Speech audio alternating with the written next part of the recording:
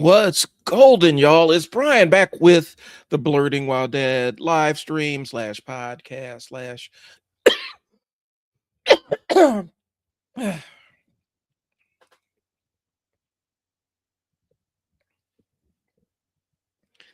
everything else.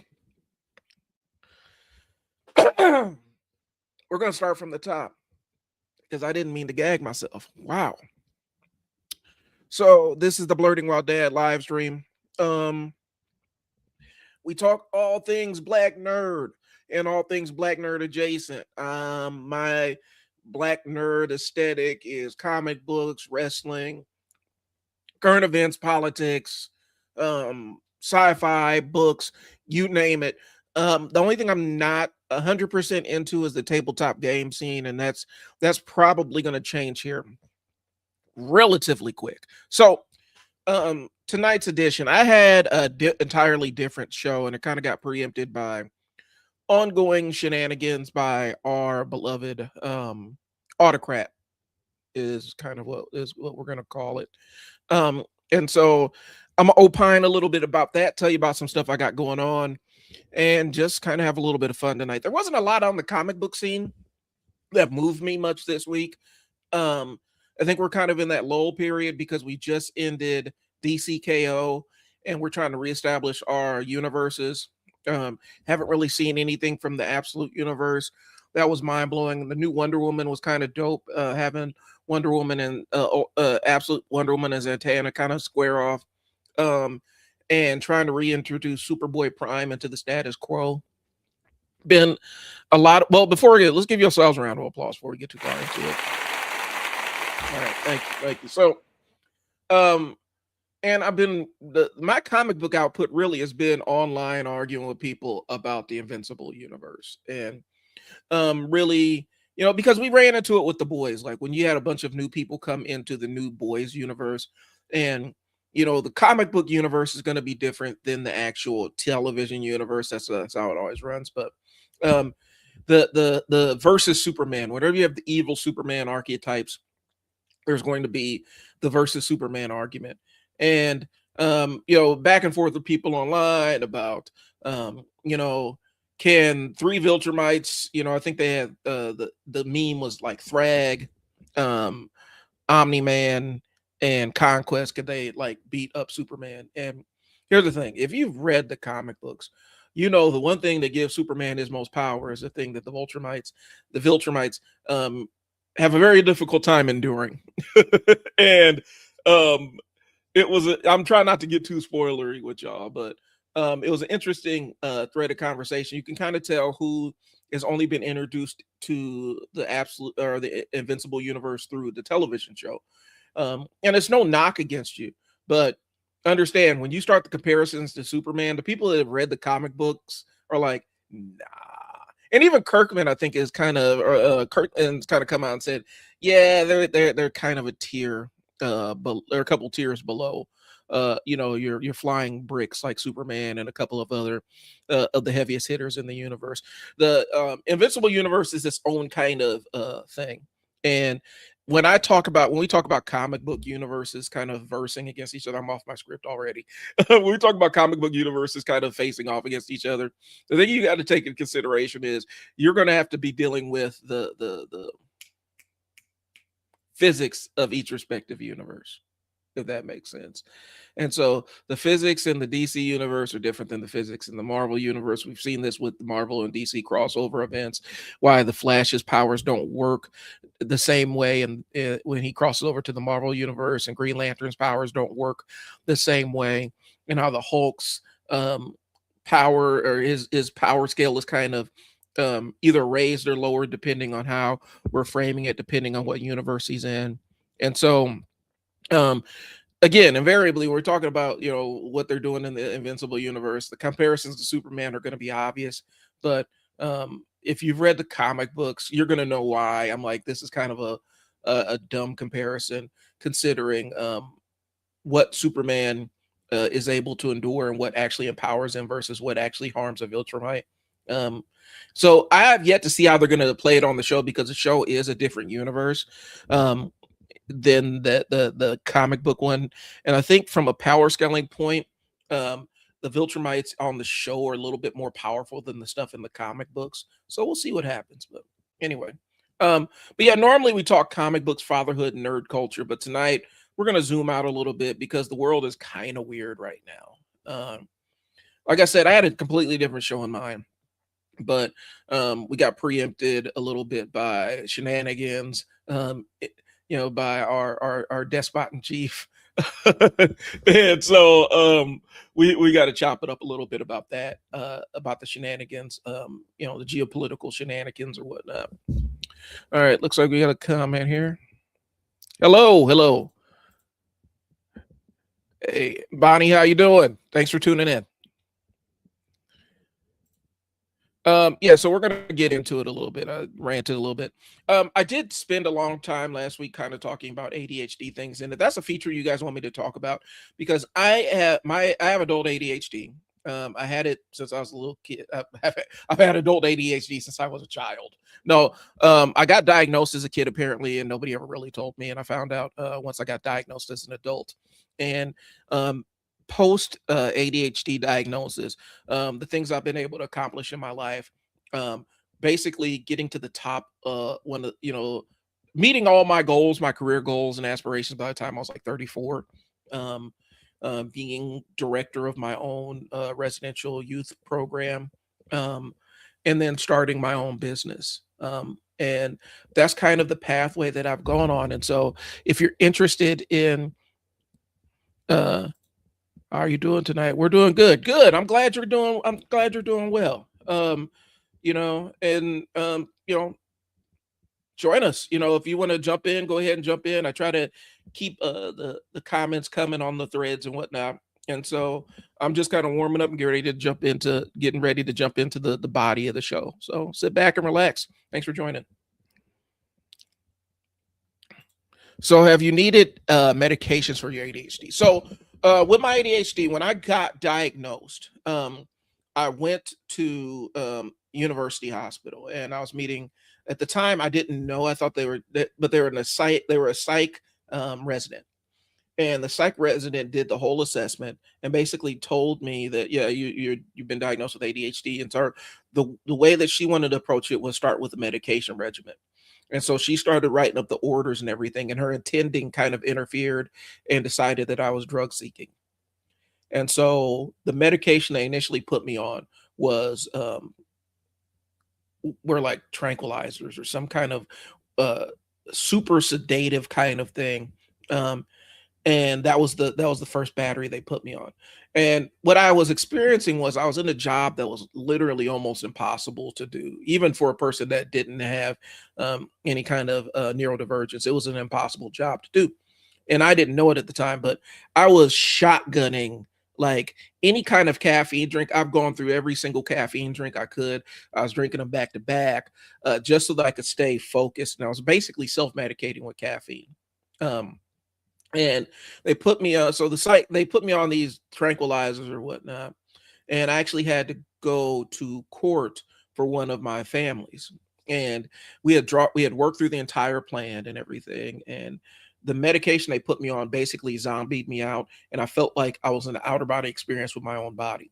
And so, long story short, I talked to my mom about what happened, and she's a nurse practitioner, and she kind of said, "Yeah, the medications they put you on were tranquilizers." And then she used some of her resources to identify um, a nurse practitioner who worked with adult ADHD. And so, long story short, yes, I got on medication after my first doctor's visit. I had to find another provider, and I got on medication.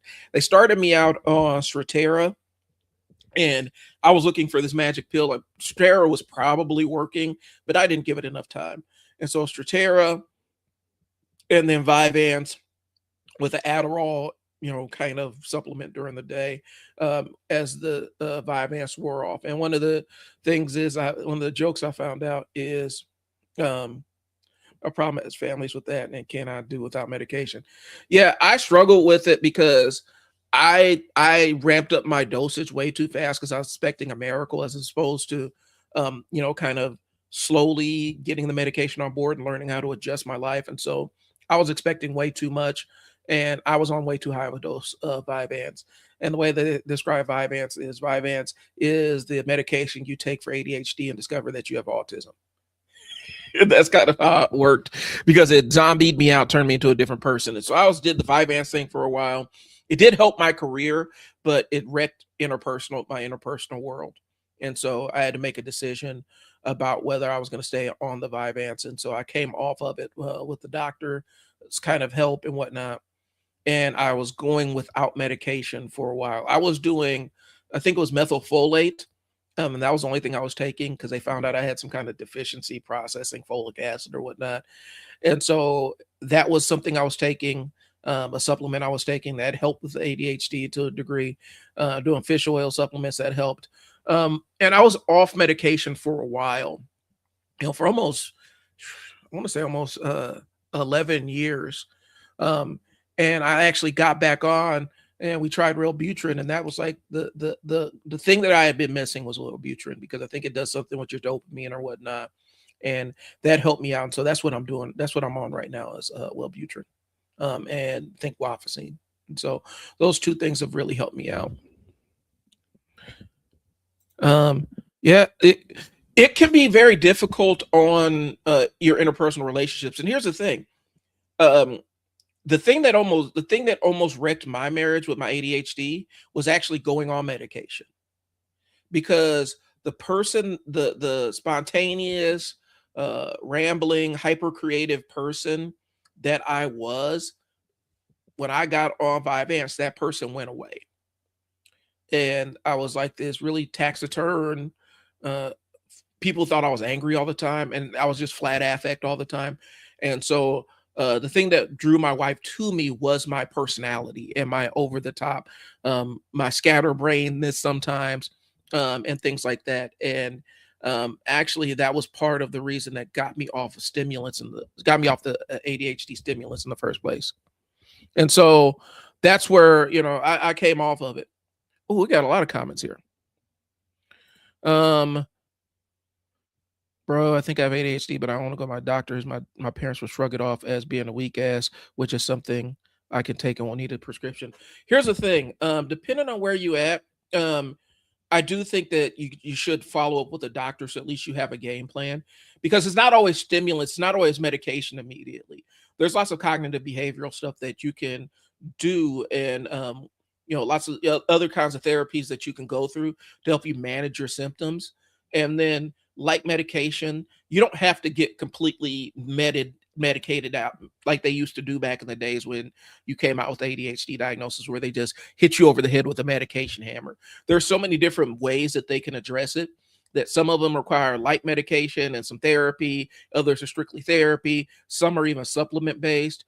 But I would go to the doctor so that you at least have a know what you're working with. Okay. And so and it's not weakness. Weakness is actually knowing that you need help and not pursuing it, and trying to gut through something that you actually need help with. To me, and from my experience, that's where the weakness comes in. And so don't ever feel weak about getting the help you need to be able to function and live the life that you want to live. Um, that's a piece of advice I can give you, because I actually went through that. And one of the things about ADHD in the 90s, and this is why it was so long for me to get diagnosed as an adult, was I was diagnosed as a little kid, and my mom did not disclose my diagnosis to my school, because for a little black kid in the 90s, 80s and 90s, an ADHD diagnosis instantly meant remedial classes. And she knew it. She was a school nurse. She had seen it happen a couple of times. And it wasn't like that for every other demographic group. And so I was in the gifted programs and all that other stuff. And me getting dropped into those courses would have taken me off the college track. And so I was able to gut it out. I was able to gut it out through school. I didn't quite know, like, I knew my brain functioned differently. It was something that she always knew. But I think at some point she thought she had communicated it to me, but she never had. But yeah, man, don't I would pursue some kind of medical intervention, at least, so that you can get a professional to sign off on it, and then you can figure out a battery or treatment. It doesn't have to be medication. uh, but don't avoid getting help because you're worried about how other people are going to perceive you or frame you. It's your life, and the outcomes tied to your life are your own. I would not let somebody else's because I grew up with it. Like even in my family, um, um, ADHD was kind of viewed as a cop out or an excuse. And okay, I still have what I need. I still have my needs, and I still have to be able to execute and stuff. So don't feel like don't carry their judgments into it. You got to do what's right for you. Regarding yeah, you become a shadow of your former self. And that's kind of what happened with that's what happened when I was on too high of a dose of medication. I was on the wrong medication. And one of the things about getting medicated when you're neurodivergent is they try out different combinations. So the first thing you try, or the second thing you try, or the third thing you try is not going to be the thing that's the formulation for you. You have to try different things. And it's kind of a trial and error thing. And I was so obsessed with climbing this career ladder that I latched on to the Vyvanse and wasn't open, amenable to anything else for a long time. And so that was a trap I set myself up for. Do you believe in Jesus Christ? Here's the thing, bro. So, uh, and it's not really this kind of stream, bro. And if you're looking for the scripture or the message in this one, you're not going to get it. If you're looking for somebody talking about their life experience and ADHD and comic books and all other stuff, this is the place for it. I believe in Jesus. I believe in Jesus. I also believe in having a heart for those that need a better understanding for care and love. And I take to Jesus a better version of myself. And if that's, for you, that's great. I think everybody's path is different, and whatever their North Star is or their guiding light, um, as long as it makes them happy and they're not harming other people, um, I want them to chase whatever they need to live a life that feels fulfilling. I think a lot of times people live these lives of desperation where they're empty and whatnot because they never pursue the thing that actually makes them happy. And for some people, being immersed in their faith is the thing that gives them life and hope and energy. For other people, it's a prison. And so I think it's finding what makes sense for you and progressing in your own way. All right. Do you follow him? Yeah. Um, Hope you're doing well. Hey, thanks. I hope you're doing well too. You know, what are the differences before and after the medication? So I could speak. I could. Okay, so Vyvanse. Now I was on Strattera first, and I did see it wasn't as hard for me to focus and shift attention, right?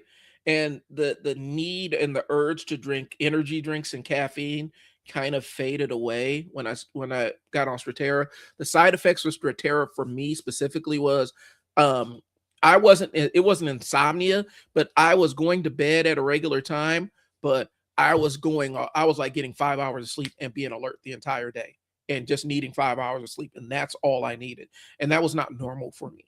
I'm normally 7 or 8 hours. And so that was my first red flag.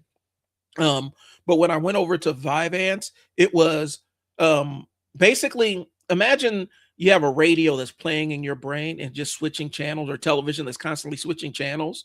And there's all kinds of static and noise. Um, Vyvanse was the first time where all that noise and all the other thoughts that were bouncing around in my head, they went silent for a while. And I was able to focus on stuff. And that was the difference. But I didn't see a problem as much, but it was my wife that said it kind of zombied me out and and gave me a flat affect. She thought I was angry all the time when I wasn't. And so that's what being on too high of a dosage of stimulants did to me was it made me feel angry. And hindsight being 2020, I probably should have just stopped at because they did 3 different iterations of it. I should have stopped midway and checked in with my wife and say, how's my temperament doing and stuff like that. That was a communication piece. That was a fumble on my part. That was something I need to own. But yeah, the difference before and after is 100% focus and not feeling the rabbit in my brain forcing me to shift from task to task to task to task. Um, and so that's why, uh, they have me on Wellbutrin right now, which I think is supposed to be an antidepressant, but they use it for ADHD and stuff. Um, I can complete tasks without shifting to something else before, without shifting to something else, without feeling the urge to jump to something else, if that makes sense. It dials back my impulses. And so when my medication starts wearing off in the evening, I start getting a little bit more hyperactive. A lot of my ADHD is inattentive type with a little bit of hyperactivity, but as my medication wears off during the day, I start getting a lot more hyperactive. And back to the switching subject super fast and things along those lines. Way I describe it is not being able to think in a straight line. So going from not being able to think in a straight line to thinking in a straight line is the biggest difference. But everybody's body composition is different, and medications are going to affect you differently. And that's why you need that's why having a physician and a medical professional kind of monitoring, and having another, maybe having a therapist or a treatment team alongside you, it allows you to test out this medication, see if this makes sense for you for the outcomes you need. The biggest thing is, if you're on the wrong dose, you're going to know. Either it's going to come out in the way that you interact with other people. You're going to feel ill effects. And that's a sign that you're not on the right mix. And for some people, it's not medication. Some people, there's some cognitive stuff. For some people, it's supplements. So like I said, you talk to your medical professional and finds out. But for me, the difference is a night and day kind of difference. When I'm not on 88, when I'm not on medication, specifically on weekends, I used to take weekends off from my stimulants for ADHD, and whew, it was like every thought, impulse, want, need, everything just flooded my brain at the same time. And I was just all over the place. It was like I was on too much caffeine. So it was kind of a weird rebound effect.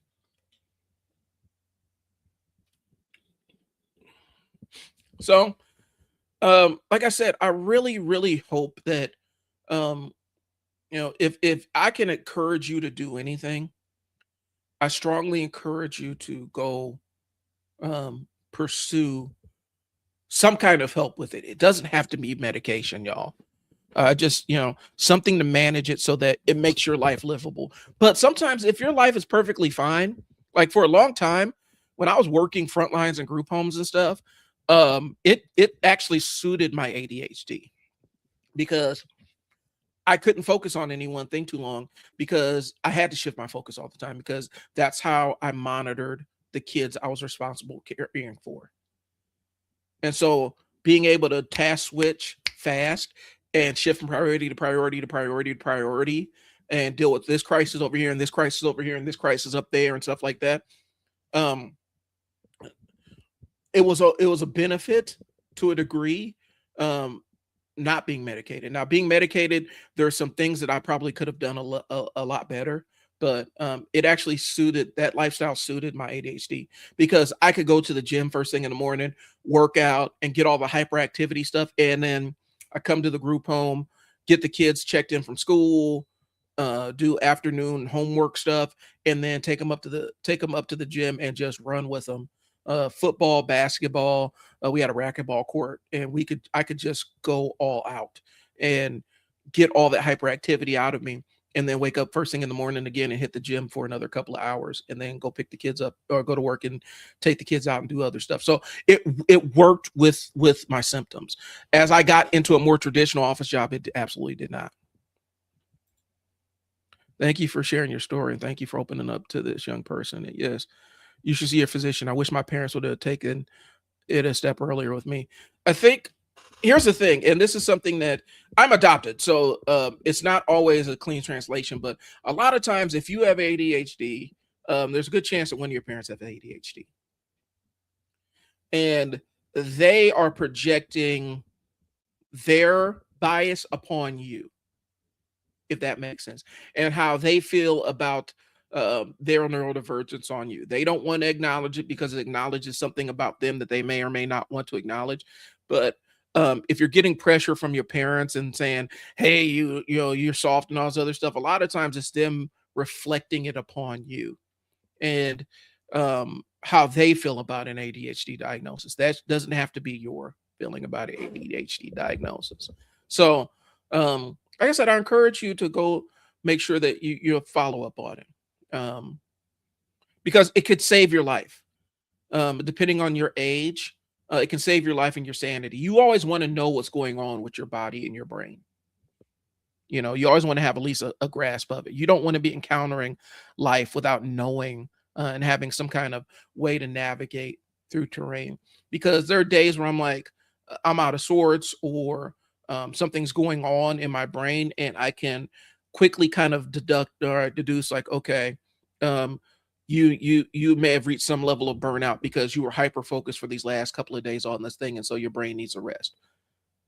And so being a cognizant and a knowledgeable about having ADHD allows me to do that. I couldn't do that if I never had the diagnosis. So at least I know how to regulate myself a little bit better. You know, again, people will tell you, "Oh, yeah, it's a cop out" and all this other stuff. And like I said, if you have ADHD, there's a good chance your parents may have it, and they are just projecting their insecurities about neurodivergence on you. Don't let them do that. um, go get treatment for your own thing. It doesn't always have to be medication. Okay. But at least have a working knowledge of what's going on up there.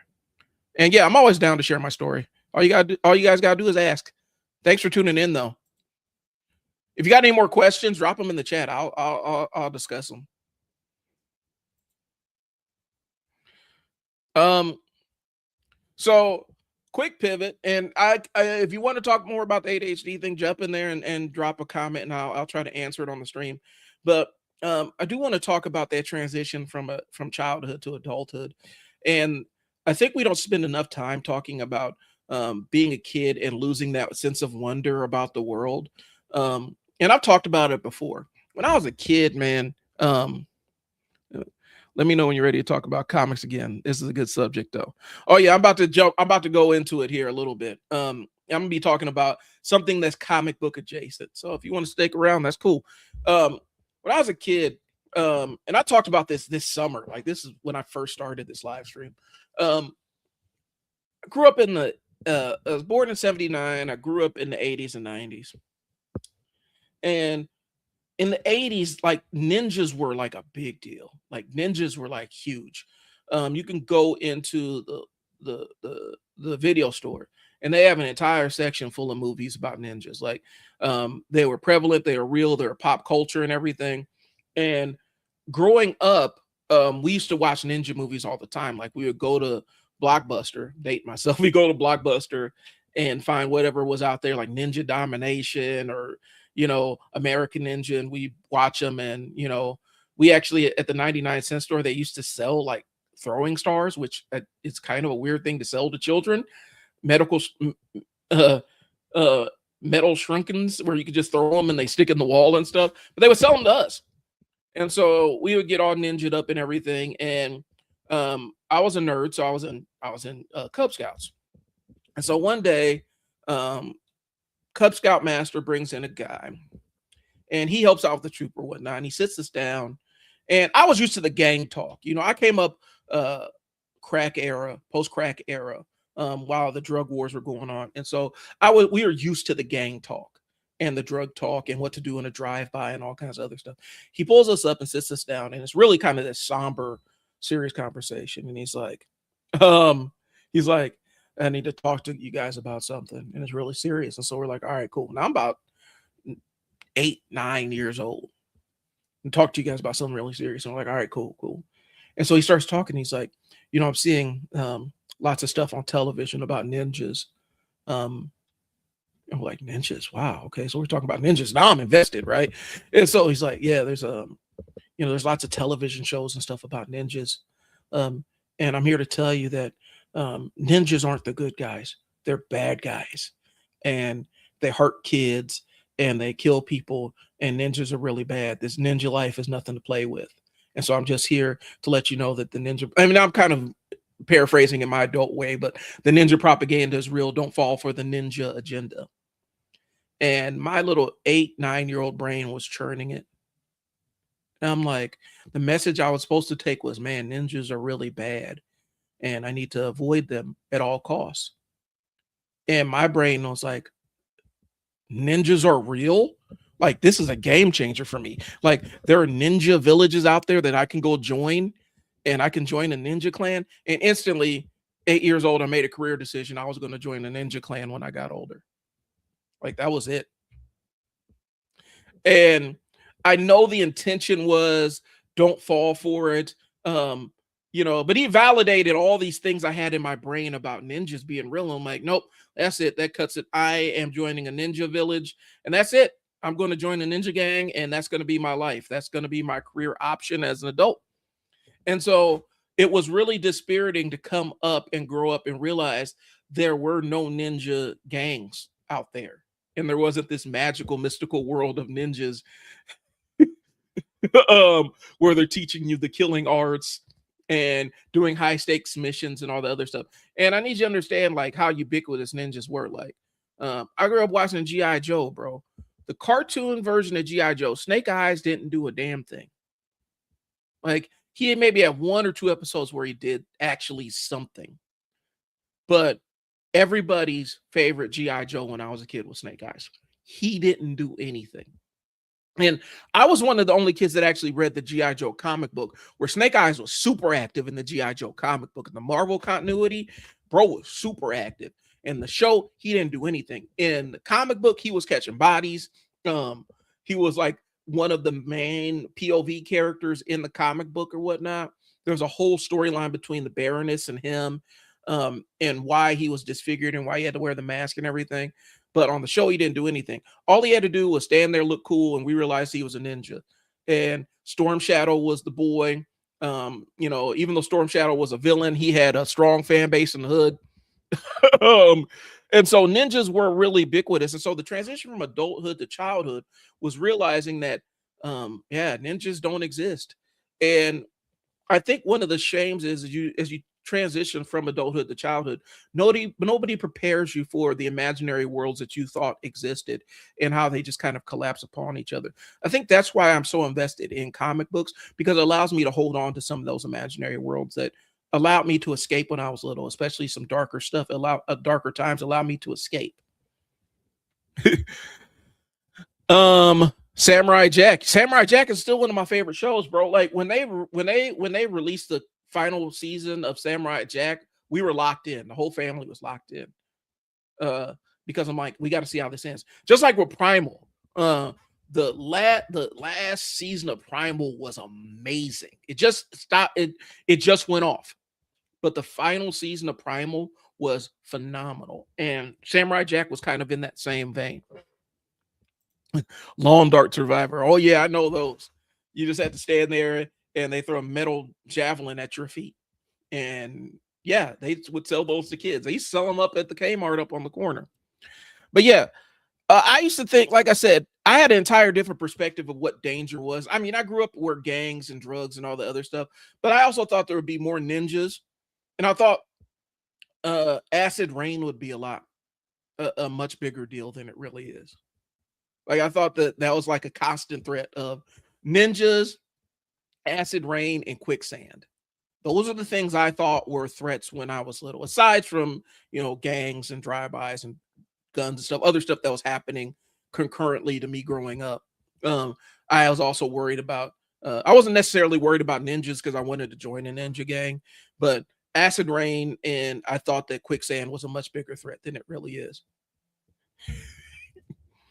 And I think losing that sense of wonder, that Johnny Quest sense of wonder, where in Johnny Quest, quicksand was killing folks. Like, you watch old school episodes of Johnny Quest and Thunder the Barbarian and DuckTales and all the other stuff.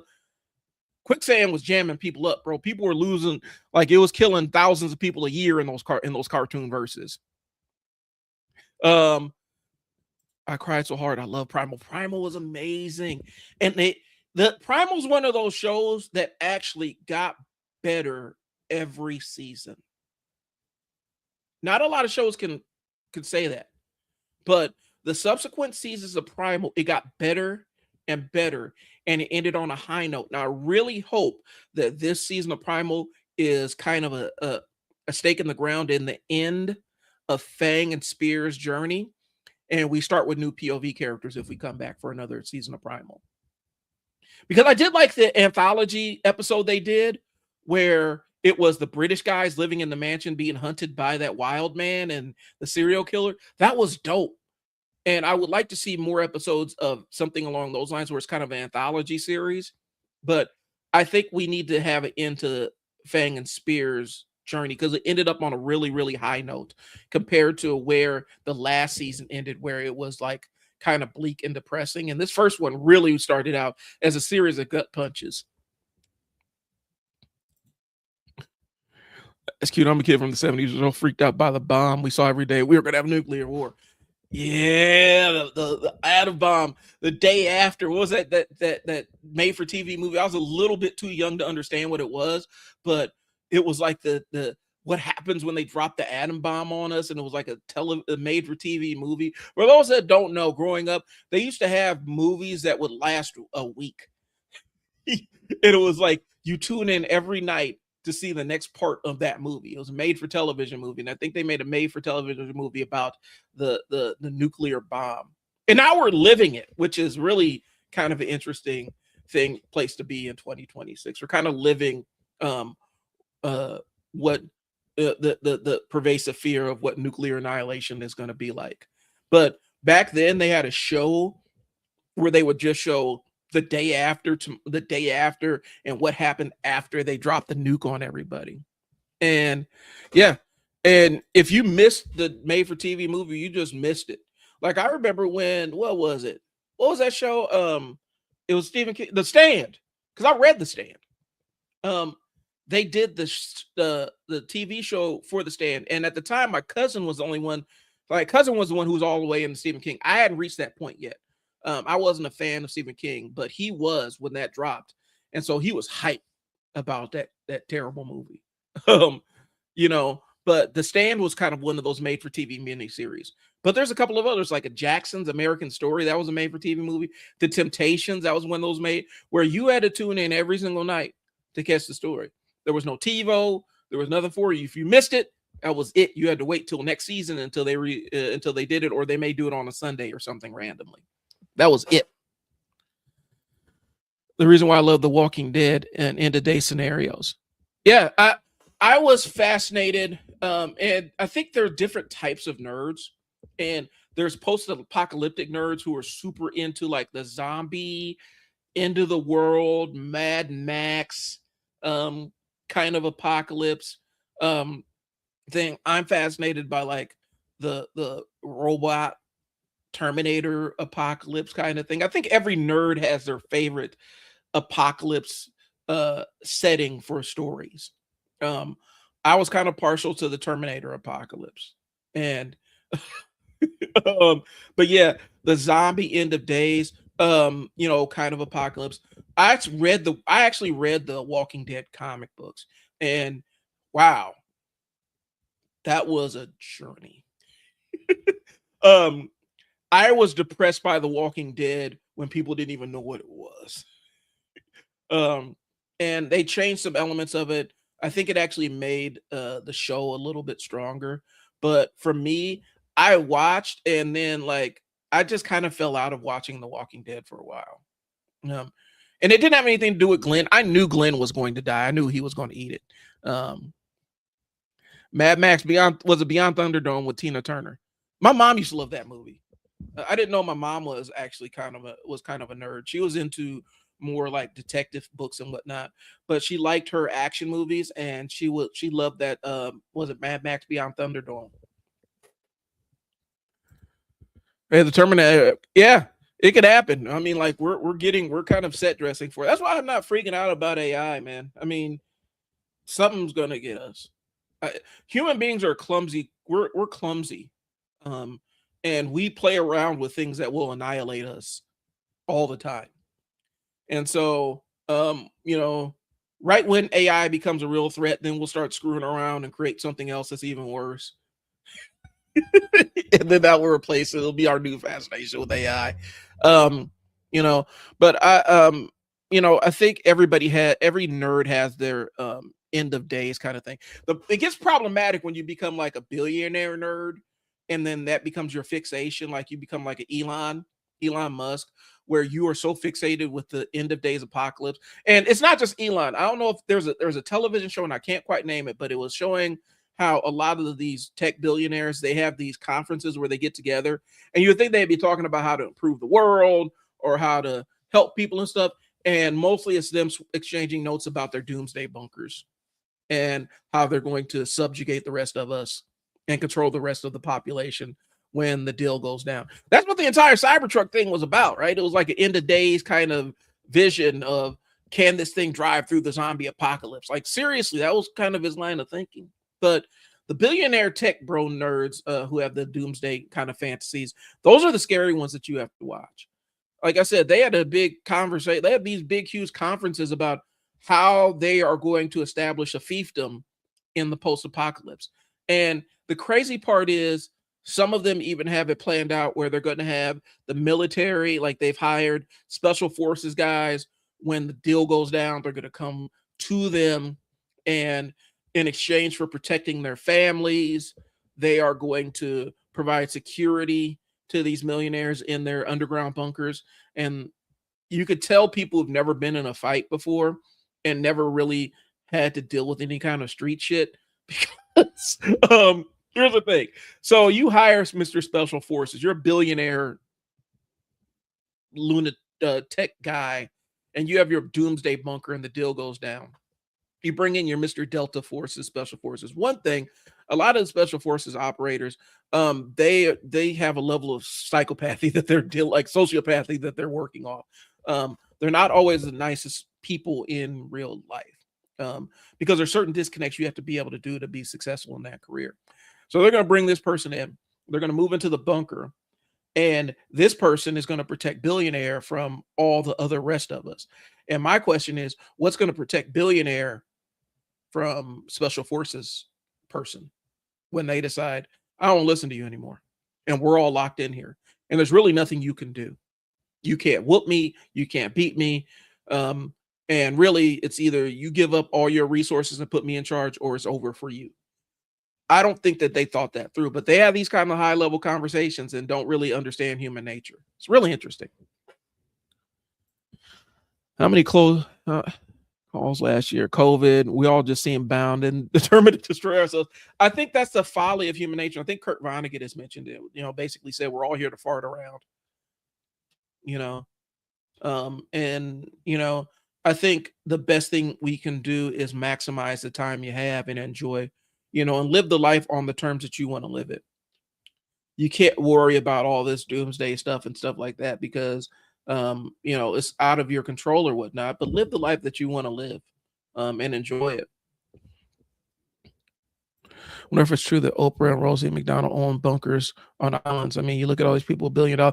They're getting ready for something because and so now I'm about to get into this. Is way off my outline for today, but I'm gonna run this down to you.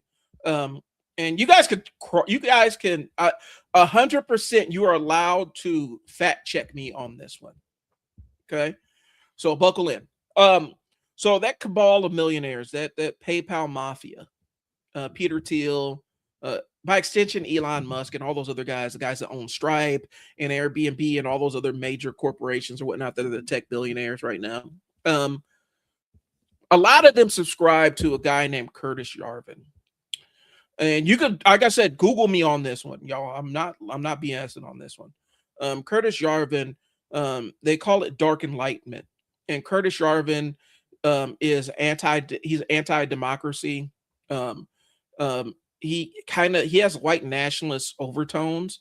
He says he doesn't if they ask him, but really it's a lot of white nationalism and ethnocentrism, and not even that sense. He wants ethno states. And so Curtis Yarvin believes that he actually said this I'm paraphrasing. He said some people are better conditioned to be slaves than other people. This is who a lot of these tech billionaires are following.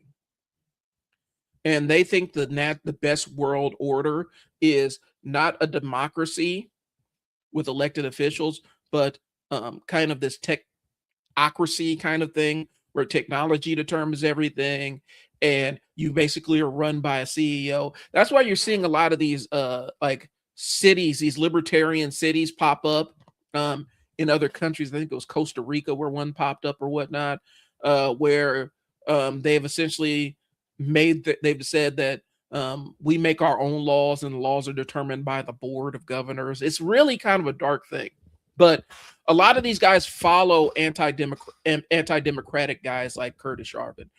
Peter Thiel loves him. Like he always quotes him and stuff. And they honestly believe that the end of days is coming. And a lot of times they're trying to accelerate towards that. It's accelerationist stuff. And so they're trying to find ways to throw gas on the fire because they want to be in charge of whatever comes next. And the unfortunate side of things is they don't really understand human nature in that regard.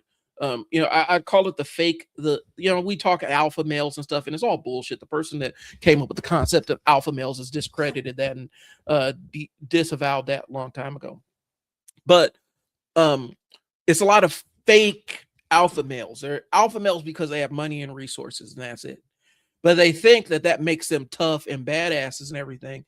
And so when the end of days comes, they think when the apocalypse shows up, they're going to go on down to their bunker and they're going to rule with an iron fist. And basically, when they have these tech conferences, they're talking about how they're going to keep the rest of us in line and these things. It's weird and dark, and it's not really connected with human nature because it's like, yeah, you're going to bring in Mr. Special Forces. He's going to kick your ass and then take over.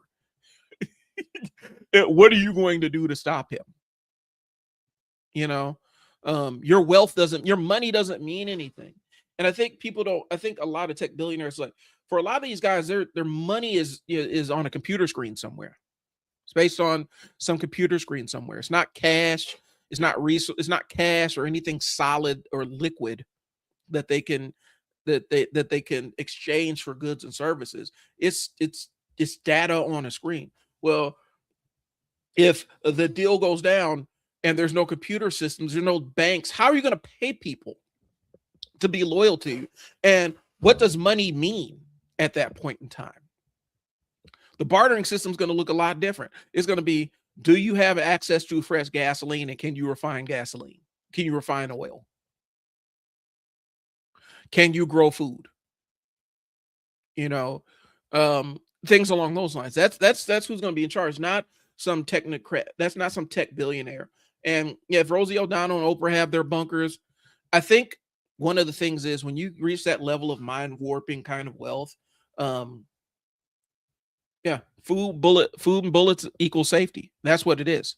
When you reach that level of mind numbing kind of wealth, I think you end up creating these weird fantasies in your head because you don't interact with normal people. Everybody you interact with is basically trying to get in your good graces so they can get some access to your money and power and resources. And you never have genuine interactions with anybody. And so it warps your perception of human nature. I earnestly believe that.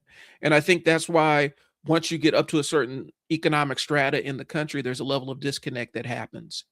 And I think we see it the way that Elon interacts with people online, the way that Zuckerberg interacts with other human beings. And I even say Oprah and Rosie O'Donnell to a degree. I don't know Rosie like that, but I've seen Oprah do some questionable things with her money. And I think there's a disconnect that happens when you get to that certain level of wealth where everybody wants to be your friend and everybody wants to kiss your ass. And you never have a genuine interaction with anybody ever, because everybody's more or less your employee. So I think that's why they're weird. Plus, I think Elon had some other stuff going on. I know Peter Thiel specifically. If you want to know, and like I said, you can Google me, fact check me on this one, y'all. Hey, for those that don't know, I am in a great mood. I am not any self-harming thing, so I'm just letting y'all know that before I say this. With Peter Thiel, he's interesting because Peter Thiel, you look at his family history, his family traces back to Nazi Germany. And when after the war, when it became illegal to be a Nazi in Germany, instead of saying, okay, we can't be Nazis anymore, let's just adjust to our new life, they fled to find places where they could do Nazism. and they landed in South Africa. There was a little uh, enclave village, whatever, in South Africa, where Nazis could be open Nazis, and that's where he grew up. Take that for what you want. He's also the reason why JD Vance is a name that we know. He's JD Vance's single biggest funder. Peter Thiel is. He's one of the biggest contributors to the campaign of the current administration, and he's singularly responsible for JD Vance being where he is. So take that how you want it. And so you talk about somebody who grew up, yeah, they landed in Argentina too. That's why Argentina is so weird about, never ask what happened to all the black people in Argentina, because there used to be a lot of black people in Argentina and they ain't there no more. It was they wiped the population out through eugenics, and then being the place where all the Nazis landed. Brazil too, where a lot of these German escaped to. Yeah. But yeah, Peter Thiel is a frightening individual, and he's harvesting our data right now. He's probably, he probably has fillers out whenever somebody's talking about him on the internet. The entire Palantir thing. And the thing that's scary about it is, y'all, I hate to be a fear merchant, y'all. But we do need to talk about things that are real. If you want to talk about Skynet, if you want to talk about Skynet, or Brother Eye, if you're a DC fan, everybody knows what the Brother Eye satellite is. That's Palantir.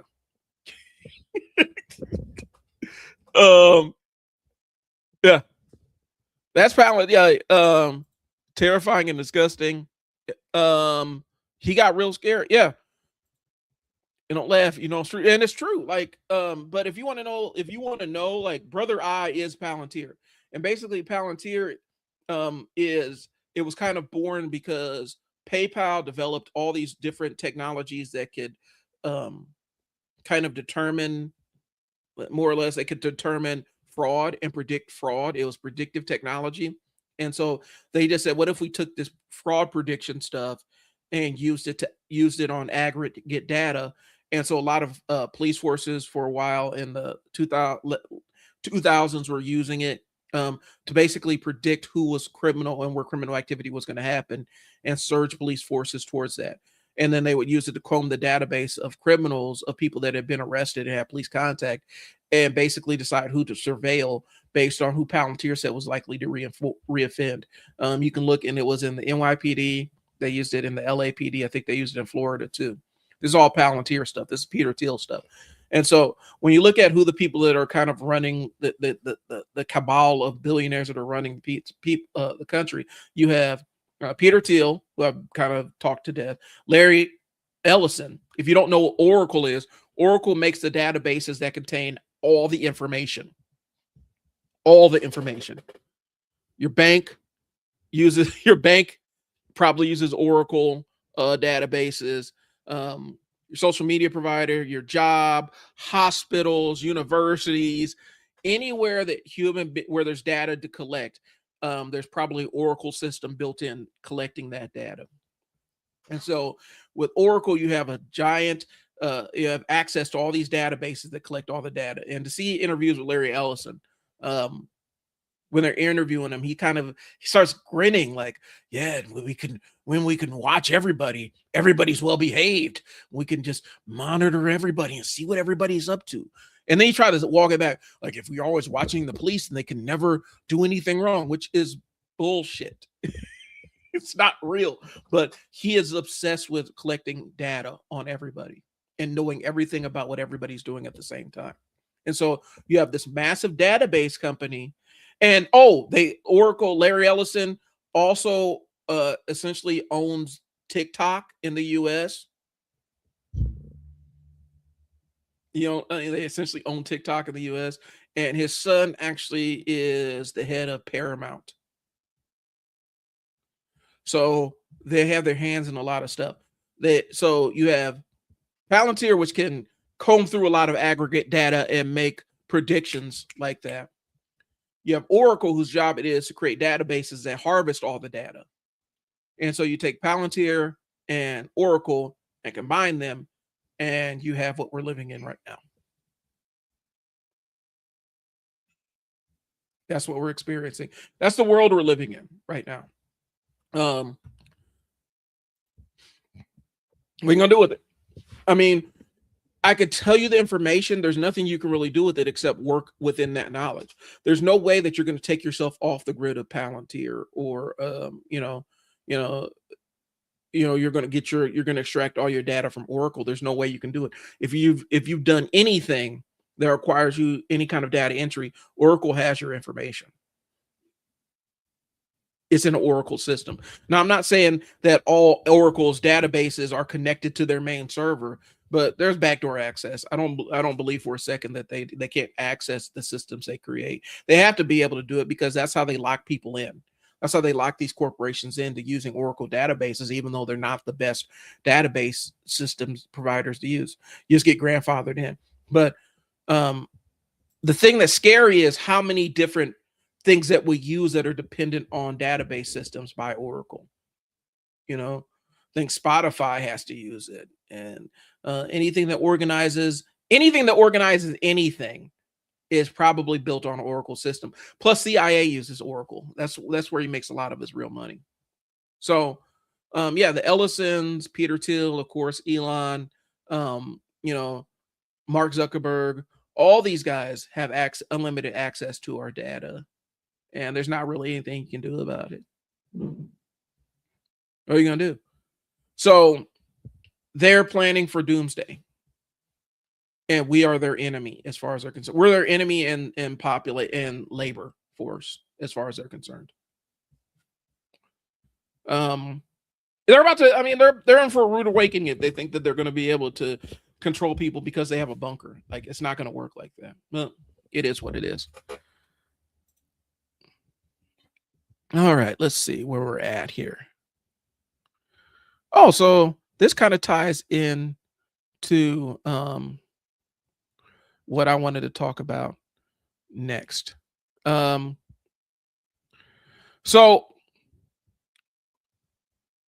one of the things that we need to discuss is conspiracy theories, because I've just ran down a bunch of stuff that is not a conspiracy theory. Like, all this stuff is verifiable.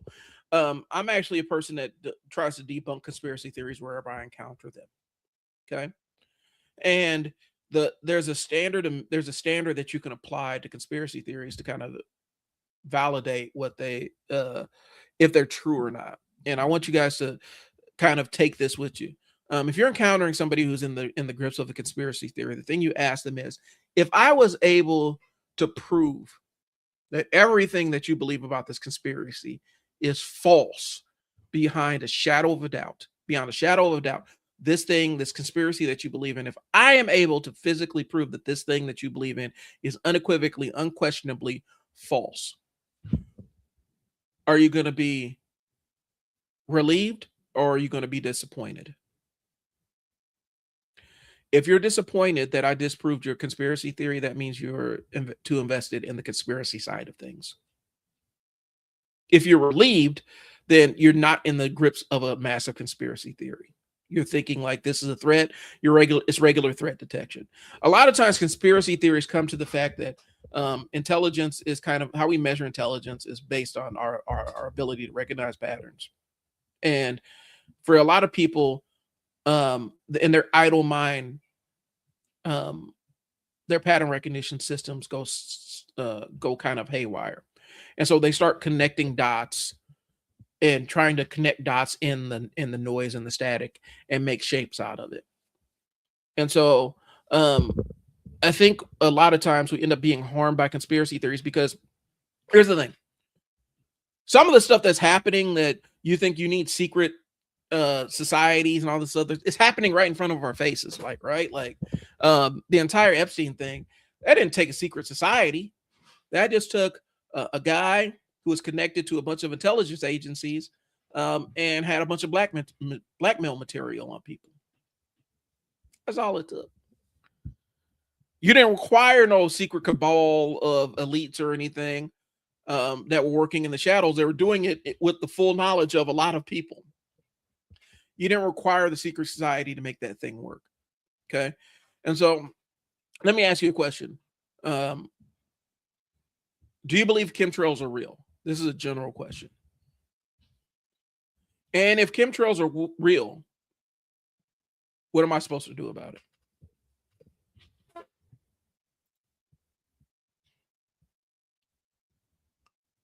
Okay, let's go down the rabbit hole. Yeah, we could talk about it.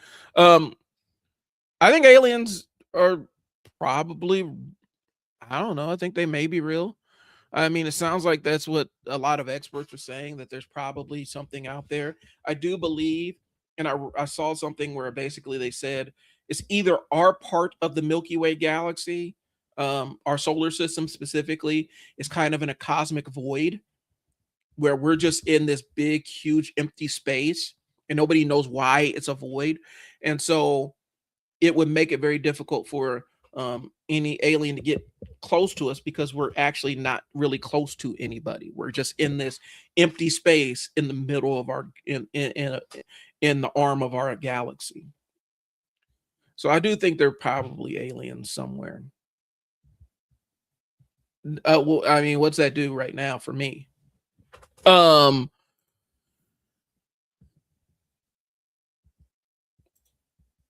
I believe that exhaust is just exhaust. Yeah, that's kind of where I'm at. I know people that are 100% invested in the chemtrails thing, and they get online and they'll post pictures of a plane flying on and say they're doing it to us right now.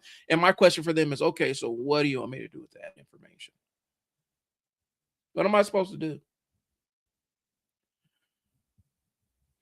And why? What's the point?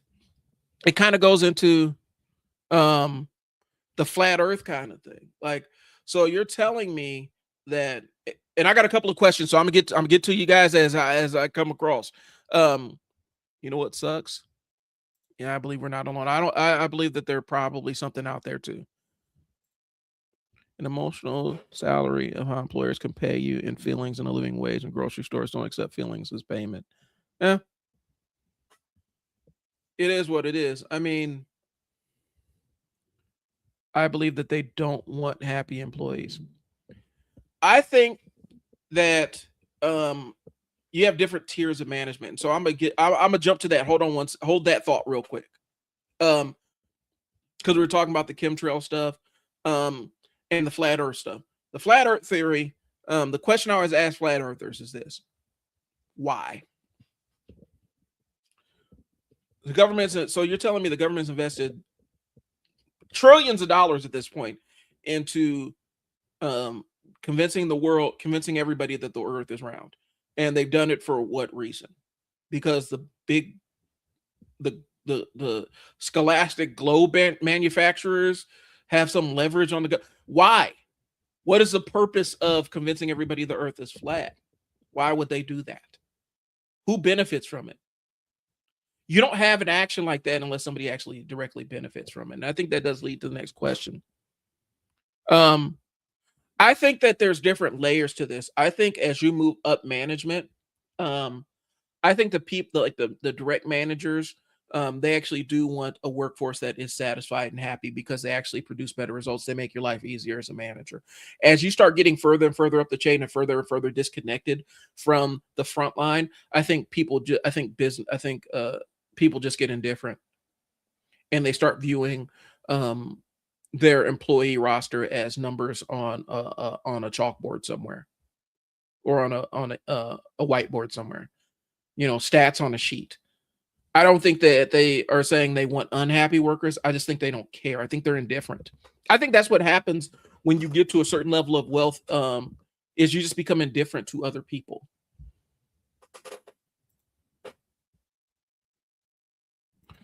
which will make more of a profit.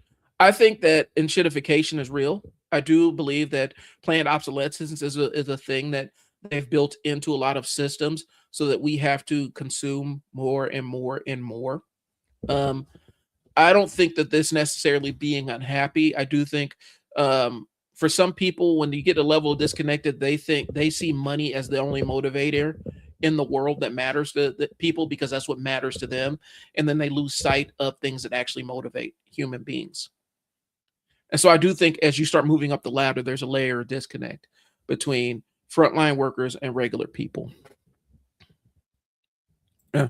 All I want is my basic needs met. And I think For some people, they perceive that as a threat. We were just talking about it.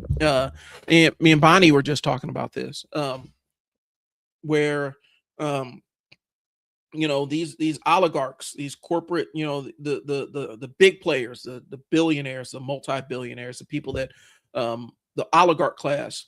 Um, I think that for them, they have this view in their mind. And so if you really want to understand CEO culture, and so I'm gonna give you a homework assignment. If you want to understand CEO culture, look up Jack Welch. He was the guy that a lot of these CEOs idolize, and they copy what he did. And basically, what he did at GM was he took GM from a company that was really connected to the community, really provided for the needs of their employees, promoted from within, gave great benefits, and they would call themselves, for lack of a better word, and they said it, they call themselves a welfare corporation, where they really were invested in the welfare of their workers.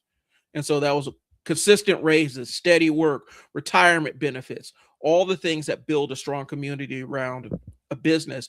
They saw that as true value, and that's how they define themselves in the world. Plus, innovation, coming up with innovative devices to save people time and money and stuff. They're really invested in being on the bleeding edge of home appliance technology. And then Jack Welch comes in, and he was famous for saying, if I could put this company on a barge, I would.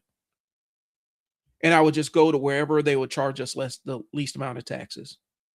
And the first thing he did when he came in, he started gutting employee benefits. He was the one that came up with the take your bottom 10% employees and fire them every year. He's the one that started taking research and development money and funneling it into stock buybacks and things. He's reason why companies don't innovate anymore. He was one of the first union busters. Yeah. And so he was the father that a lot of these guys cite. Like I said, Elon follows him. Bezos, that's who I forgot. Who's fallen off of mention. They all follow Jack Welch. And yes, while he was there, he made GE an absolute a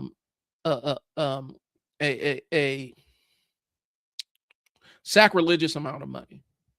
Like, he made so much money with GE, and it was at the expense of research and development. It was at the expense of his oldest employees' well-being. It was at the expense of the communities that the GE factories were located in. Like, he stripped it down, and he was really the father of shareholder capitalism, where where a CEO's job is to appease the shareholders as opposed to create a environment for his workers to thrive. So Jack Welch is the guy that if you want to know what modern CEO culture is, look up Jack Welch. And he's the reason why everything sucks. He's the reason why we have planned obsolescence right now. He's the reason why when I was a kid, we had a washer and dryer that was actually older. That, like, we had one of the earliest washer and dryers, and that thing worked from like the 60s and 70s. That model worked from the 70s. Like, I think that thing was built in like late 70s, early 80s, and that lasted me all the way through the 90s in high school. And the only maintenance that we needed was to change out belts and parts and everything. There's a reason why we don't have that anymore. There's a reason why when you used to buy a television, your television would last. You could pass your television down to your kids. It doesn't work like that anymore. There's a reason why you can't work on your own cars and stuff like that. It was that planned obsolescence thing, and they found out that was a good strategy to get people to consume more. What we need is more unions if we're ever going to get a fair wage. That's true. And there's also worry that if we don't find different energy sources, we're screwed.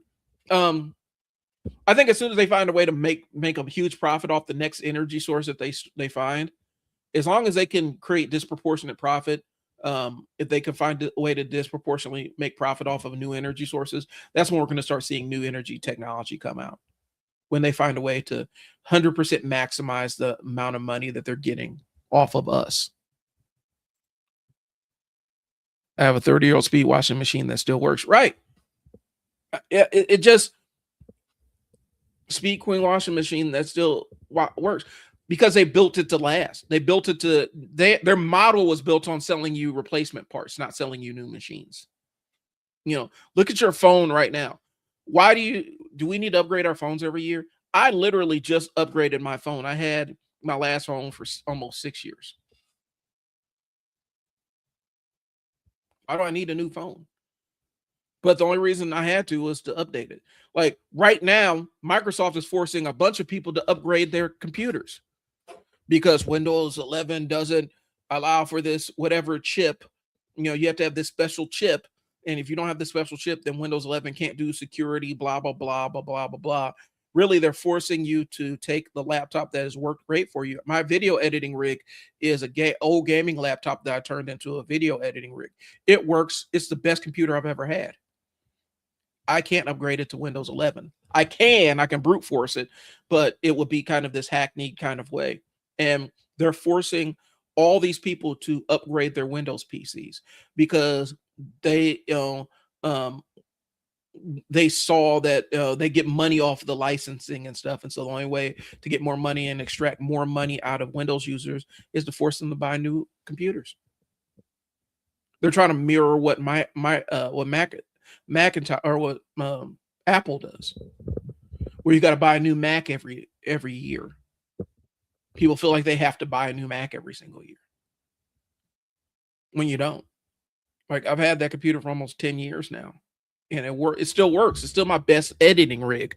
I've got bigger and more powerful computers. That's still my best, most reliable editing rig. Ask me for a new one and I don't. Yeah. If we don't focus on mankind overtly to the Stone Age, I think so. I think we're going to start seeing a transition to other things. One, we got to. I mean, and I don't know where your political leanings are. We got to. I mean, it's going to take a change of administration. Like right now, and that's kind of what I was talking about. I wanted to talk about earlier. We're dealing in the hard power side of things, and really being in line with the corporatists.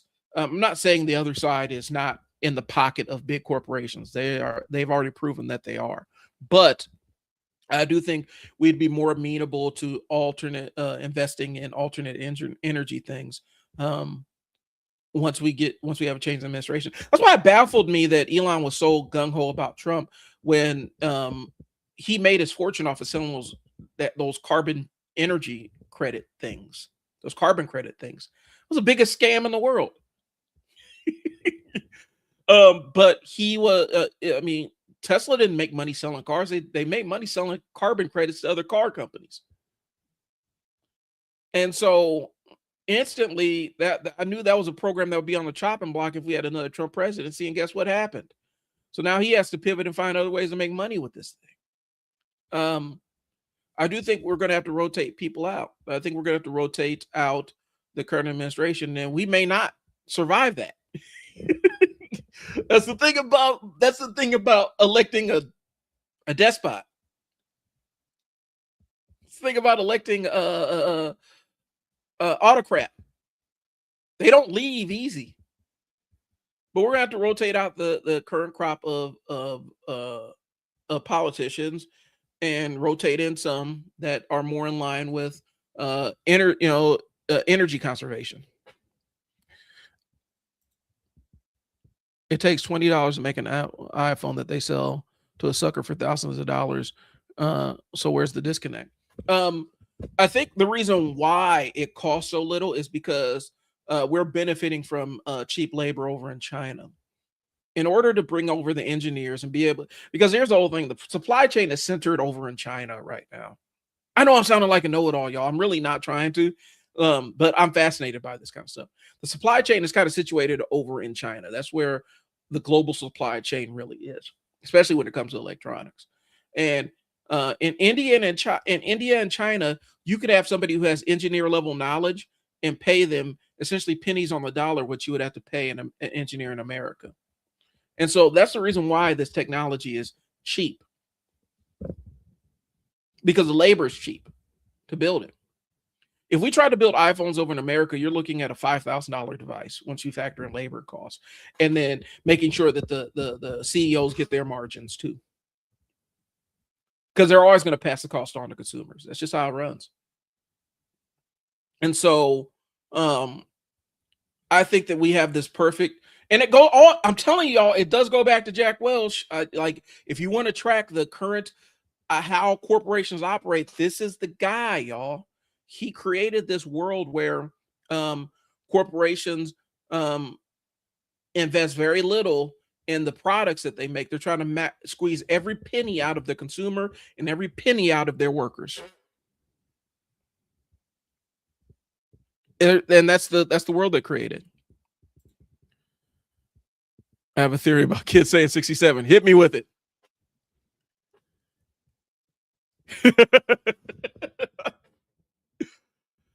Hey, we'll see what that's about, bro. Let me see what that is. So what's a 1672? Where the Netherlands was invaded by France.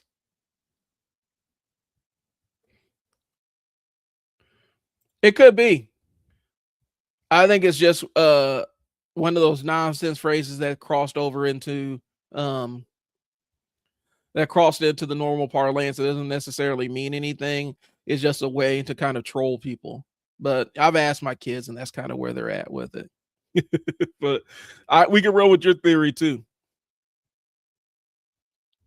So yeah, but yeah, man, they want to. And here's the thing: a lot of those phones, like you talk about iPhones and stuff, those are Foxconn phones. They're made in the Foxconn factory over in China. They also make They make Android phones too. They all have the same internals and components, and most of like the sensors are made. The camera sensors are made by Sony because that's who is the best at the camera sensor game right now. The only difference is they have hardwired the components in an iPhone so that it only works with Apple's proprietary software. That's why you can't replace the components in an iPhone by yourself.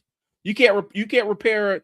You can repair your MacBook if you don't have the technical knowledge, but you can't make the damn thing work because the components are hard coded, and the only people that have the code to unlock that computer for new components is going to be the people at the Apple store. That's how they get you. I fixed phones. I've taken phones apart and put them back together and stuff. Basically, the people in power were selling resources while people starved. Yeah. That's not sustainable. And I think there's a weird part of human greed that convinces people that is not gonna like that the gravy train won't run out. But I also think that there's a layer where you have people that have so many resources, they have so much money, they'll never run out of money ever, ever, ever, that it makes it harder and harder to punish them. Like it's hard to punish Elon by boycotting his companies, bro. He's never going to be broke. And since his valuations are just based on smoke and mirrors anyway, like there's no way to he saw a huge drop in Tesla sales, and he's still the richest man in the world. Tesla's valuation doesn't make any logical sense based on the fact that they're a car manufacturer. They don't sell enough cars to justify their valuation. They don't even sell enough of those carbon credit bullshit things to other car companies to justify their current valuation. It's just all vibes. All vibes. And so they form, that might solve some problems. You know what?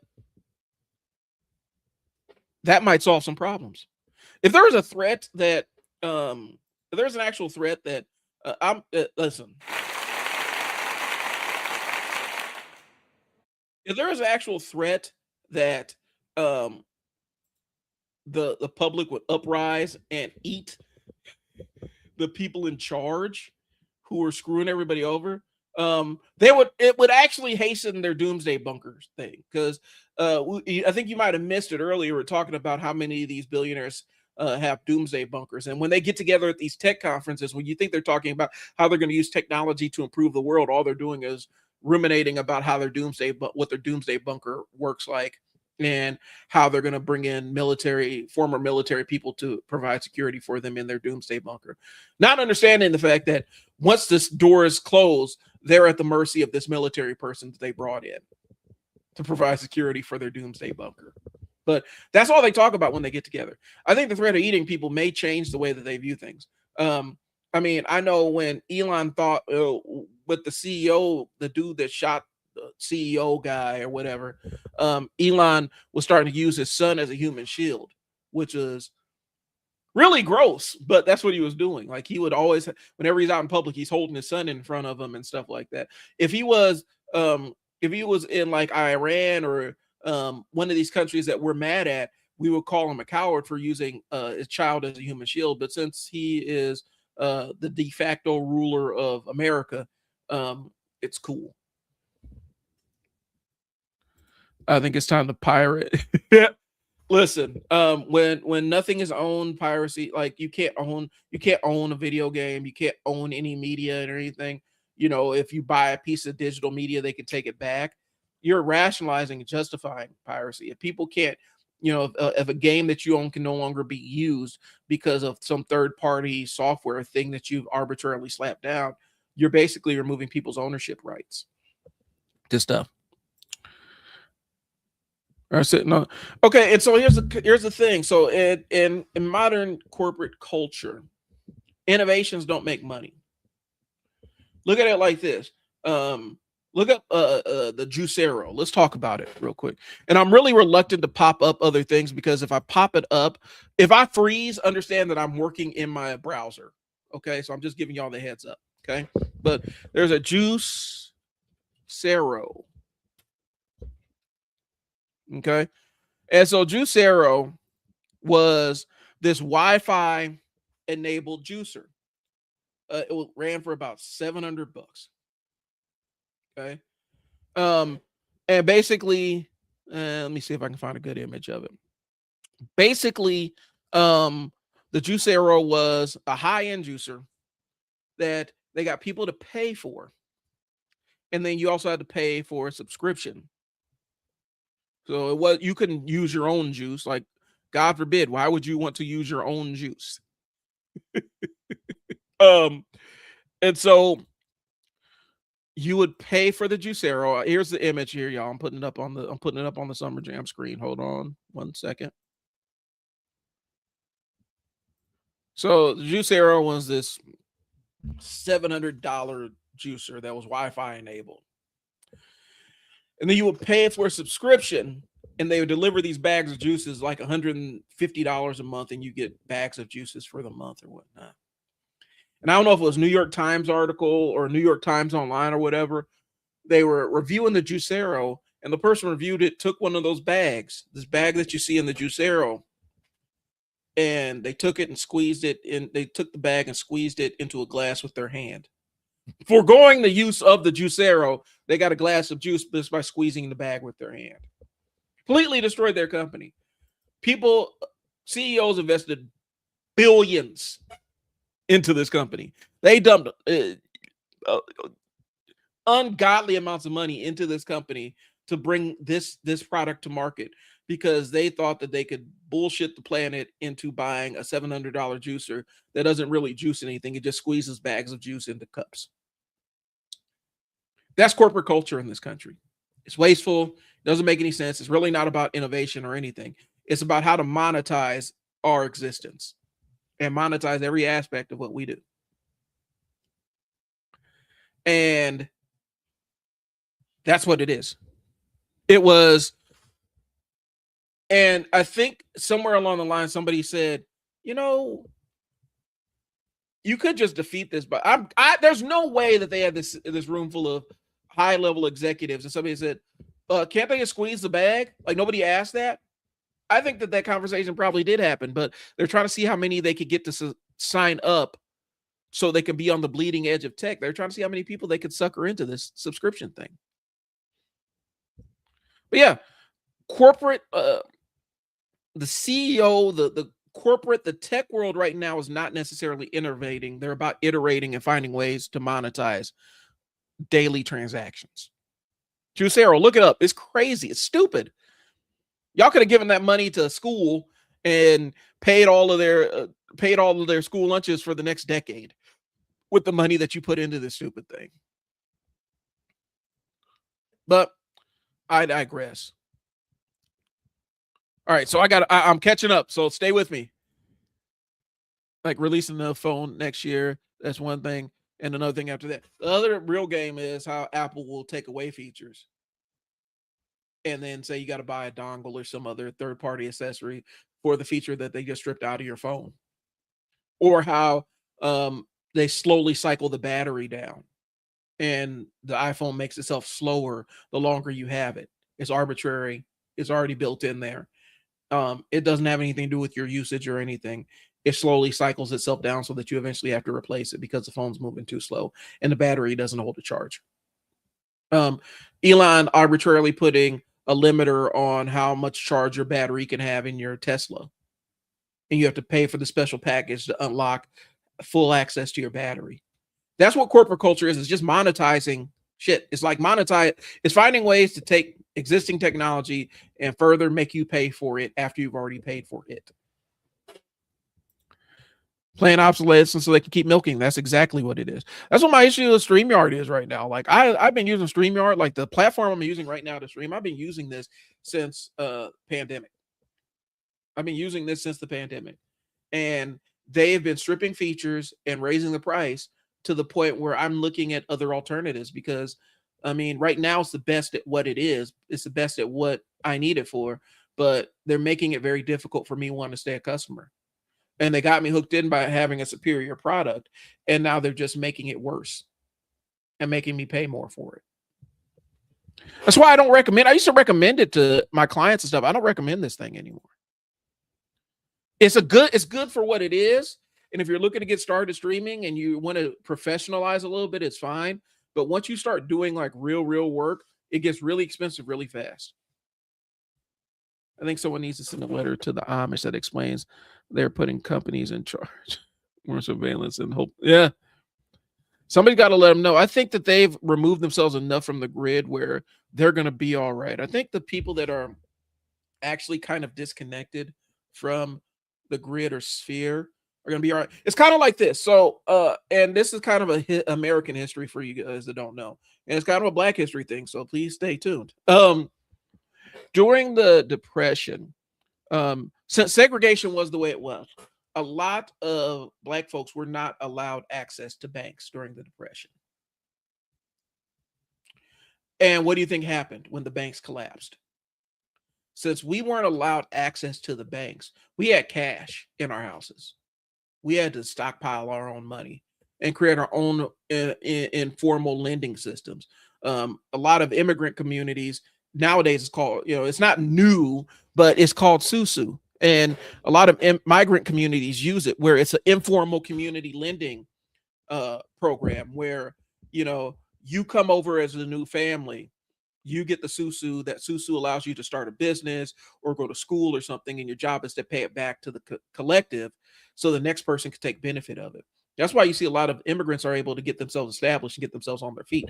We make fun for a long time Chinese restaurants. So that was the pathway for them to become, they would generate this cash generating machine and then pass it off to somebody else to get themselves established. It was an informal lending community, and it was born because of people that were pushed out of the system. They became independent of it. And so even talking to great grandparents and stuff, they weren't suffering the same way during the Depression. Times were still hard, but since they didn't lose their money because of bank runs or anything, because they weren't allowed, Black people were unbanked. They weren't allowed to participate in banks. When the economic collapse happened during the Depression, they had money. And a lot of other communities did not. And it was all due to racism and discrimination. And the way that they ended up getting Black people back into it was they it took jobs going away and economic collapses and everything, and jobs in the sectors that were overrepresented by Black folks, and then they kind of trapped them back into the banking system slowly but surely. through cheap loans and everything. It made it less easy to stockpile cash and save those things. And you had to turn to the bank because, you got laid off and when the next job was coming from. But for a long time, that was, depression era, like they couldn't control that population of people because, they were the ones with the cash. And the rest of society was struggling because all their money got stolen by the bankers and the stock market collapsed. All right, I'm catching up on the comments, y'all. Fritz that starts feeding you ads you could pay. Yeah, I mean, they're disconnecting you from using your money. And I think that's one of the more insidious things that's happening. They disconnect us from actually physically using our money and put it on a card or put it on an account that you never have any connection to. There are plenty of times where I've blown through an account that I thought had more money in it than it actually did, just because I wasn't connected to the process of actually spending the money. Hello, how's it going? Yeah, so yeah, the juice arrow was rich people's nonsense, bro. Monty. It was complete and utter rich people's bullshit. And part of me wants to feel bad for him. The other part is kind of I find it a little bit humorous that somebody spent $700 on a juicer that just took. It didn't even juice real fruit. It just took bags and squeezed them. I saw that machine. It was the biggest ripoff. And that's what I'm saying. If you had the money to spend on it, more power to you. It's kind of like, I know Peloton made a fortune by selling bikes that have television monitors in them. And we all have smart TVs in our house. You can just get on your bike and turn it on your smart TV. But, and that's why I tell Peloton got in trouble. Like, eventually people figure it out. Like, I don't really need these two things. I can buy the fries and the drink individually and it costs me less. It was the biggest ripoff and it was full of mold. I didn't know it was full of mold. Really? People were poisoning themselves with mold. Interesting. Commodify. That's the word. They didn't care. That sounds like communism to me. The battery thing, you need to research more. I can look it up. I'm not the expert on that. Okay. So I've talked to people who do this, like who do the smartphone repair thing for a living. And so that's where I got that from, where they say they do it for battery health, but it's not 100% the way it's phrased. I could be wrong. I'm not the expert on it. I've repaired other people's phones. I've repaired my own phones, and I'll talk to people who do it for a living. And from hearing them, the battery health thing is kind of a catch-22. It's kind of bogus because they say they wind it down for battery health, but really it's a faster way for you to buy a new phone because you can't replace the battery in your phone without replacing the phone. They made it so that you have to have one you can't have one without the other. And so I could be wrong. I'll take the feedback on it, but that's coming from somebody. That's information. That's an opinion I've gotten from somebody else who does that for a living. Microtransactions. Yeah, those are real things. And this reason why your games aren't completed when they release them. You always have to have updates and upgrades, and they'll release unfinished games and then patch them later on, knowing full well. Back in the days, if your game had a bug in it, you just had a bug in your game. Battletoads had a game-ending bug, and that's just how that damn thing shipped. And there was nothing you could do about it. Yep, the Amish do that with their health insurance. They don't pay the English. I could see that. There's a car company that try to put heated seats behind the paywall. I've seen them try to put heated seats behind the paywall. I've seen them actually, specifically, like I said, Tesla did it with their mileage and stuff. How the range of their cars, you have to unlock that by paying up for it. It's really gross. It's insidious. The seats were already set up to do it, so just to so they could soak their customers. And the thing is, if you go around the system, they probably try to void your warranty, so they can punish you for it. It's all subscription models. And here's the thing. I've used subscription models in businesses because that's just how people transact. I've tried to sell one-off products and say, this is your final product or this is your final price for the service. And people are like, well, can you just put it on the thing so I don't have to think about it? I don't have to pay it every month. It just comes out of my account. And that's where some of the business ventures I started with subscription models. I always try to make it super plain in every transaction interaction. Like if you want to cancel, click this thing to cancel it. And I try to give the power back to the customers. But now we've conditioned an entire group of consumers to opt for subscriptions and everything. This is why they don't sell condos anymore. It's why they don't sell condos, about renting luxury apartments and renting and charging property management fees. That is true. And I always had, like, when we were looking for a house, we were considering a condominium, and I'm like, well, I mean, we could get a house. Now I'm old enough and I'm privileged enough to be old enough to have a housing market that wasn't cratering. We caught it in between cratering, and so we were able to get in the house. But that was one of the options, was a condominium, and we're like, I like having a backyard, and you don't get a lot for a condominium. We can get more in a house. But yeah, now they're renting out luxury apartments. You know, um, why have permanent neighborhoods when people can just rent and you just become a population of renters?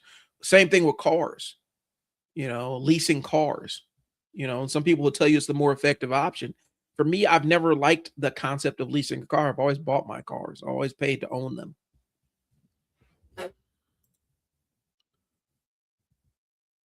I think we need to go back to no quick. I do think flip phones, I think they have a utility. I did like the clamshell. We could just, and the most technology on that phone was you could play the game, you could play Snake on it, and that's it. Because right now I don't know if we all need supercomputers. I don't know if we all need to be walking around with supercomputers that log our every spare thought. I don't think we need that. I don't think that it serves us to have direct access to people's aborted thoughts, instantaneous. I don't think it serves us to be able to put our half thoughts out there like that. Like, I go through Twitter. I know it's X. Mama named it Twitter. I'm gonna call it Twitter. We were never meant to have this level of access to people's half thoughts. We were never meant to see some of the half completed thoughts that are posted on the internet. And people that have a perspective, but they're still kind of working on it. Like, sometimes those need to be inside thoughts until that thought is finished. And now with social media, you can blast it out to an audience of potential billions of people instantaneously, just like that. That's why we get so many bad takes. I've been a publisher for over 10 years. Using Publish for over 10 years, full of memories and projects. They shut it down completely with the files wholly accessible. That's enough to make you want to take to the streets. That's enough to make you want to take to the streets. Because you've been using it for so long, and they just said, you know what? Nah. All your work and memory is just gone. Enjoy. That's what I'm at. That's where I'm at with I have decades and decades of memories stored in my Google folder, my Google Photos thing. And that terrifies me to the point where I'm building a home server so I can have all my stuff at my own fingertips, so I don't have to rely on the cloud. So if Google one day says, you know what? No, I have access to my stuff. These people want control of the things that matter to you, and then they want you to pay for your access to them. Oh, cars are scary. Yeah, cars are scary now. CIA can basically hack most cars. They can hack most phones. Like, I know we have encryption standards or whatnot, but they can hack, like, they can access whatever they want to access. The thing to access your webcam on your phone or on your laptop is, like, that's easy if they want access to it. Hopefully I'm not interesting enough to them. That's like the stuff they admit now.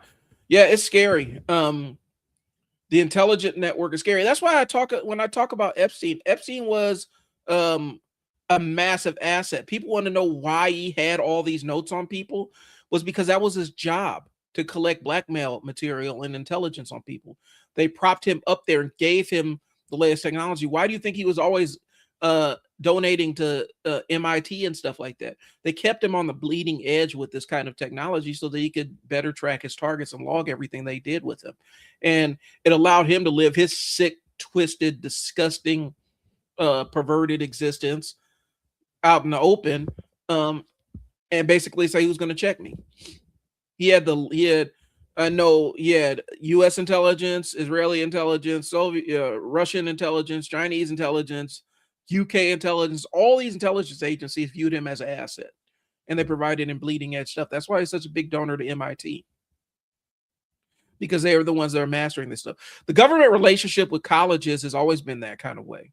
You know, governments they don't necessarily do the research themselves. They use universities to fund a lot of research for projects. They pay the universities to do it. So that's why there was a connection. And so that's why he was able to forge that connection with MIT, because they allowed him to get the best surveillance technology available.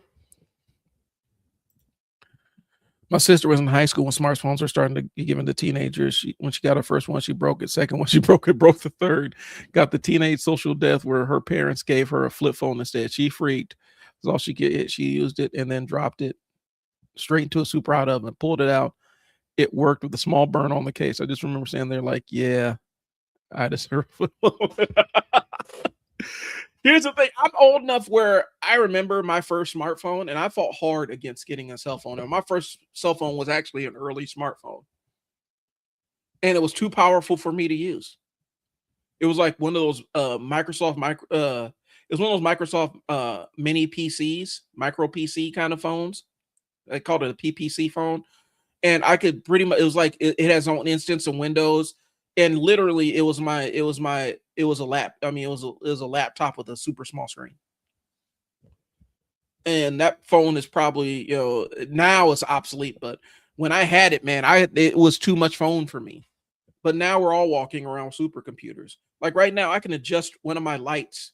Like one of my lights, it can be adjusted by my phone. Like the light I'm using right now, I'm using my phone to adjust it. The realization that being too immature and growing, yeah. It's really interesting. I'm not mature enough for a lot. I'm in my 40s. I'm still not mature enough for the technology I have access to and some of the things I could do and some of the things that amaze me.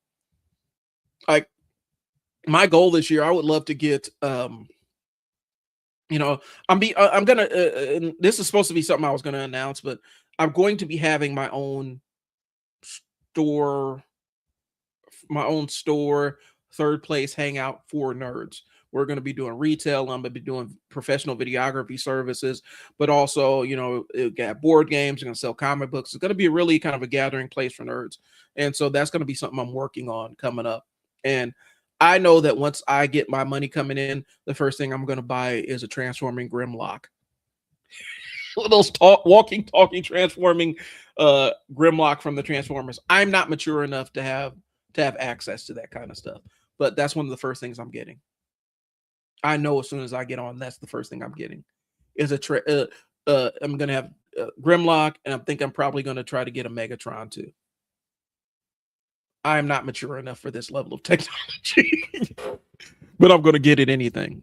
I'm getting it anyway. Anyone with the phone and 3 brain cells knows they've always been in there. Yeah, I hope they're making a new documentary about the Unabomber, since apparently it was like Epstein customers he was hitting. Yeah, here's the thing about Epstein. It was the worst kept secret amongst the people that knew. And when we talk about power and influence in American society, he was the most powerful person in America for a long time, which is terrifying. And the fact that U.S. intelligence, Israeli intelligence, and UK intelligence were perfectly fine feeding children to monsters in order to get blackmail material on people is vile, and it's terrifying. But the fact he was able, when the district attorney in Florida was getting too close, he was able to essentially call and have a district attorney removed from a case because they're getting too close to him. That's a terrifying level of power that he probably shouldn't have.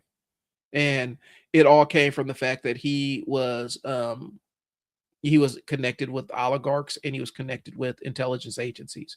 And they decided that the rest of us don't qualify for protection from him because we're not important enough to them. That's where we're at, y'all. That's the world we're kind of existing in. And I think it should be kind of a sobering reality to a lot of people that um our lives and our existence, they have a number on them, and they're not as important to people as Epstein's life was more important than the lives of all those children that he harmed, and that's how they viewed it, and it's very gross. Even the survivors, the people that survived him, the government still viewed his information as more important than them.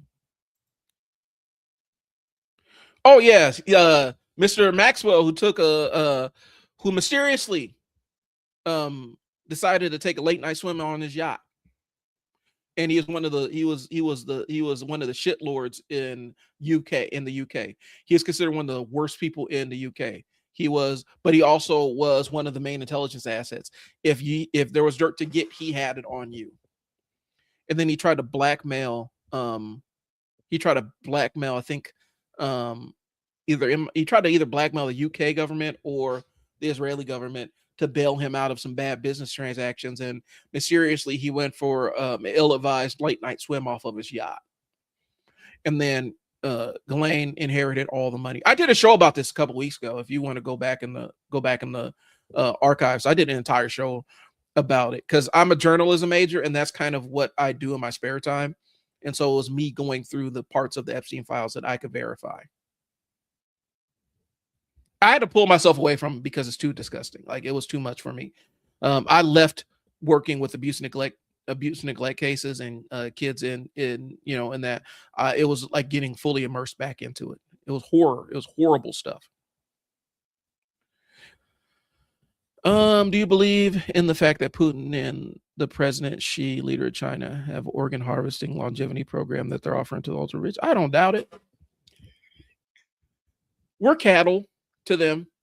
Um, it's always like, for me, I don't put anything past it. It's never as elaborate. It's never as sophisticated as we believe it is.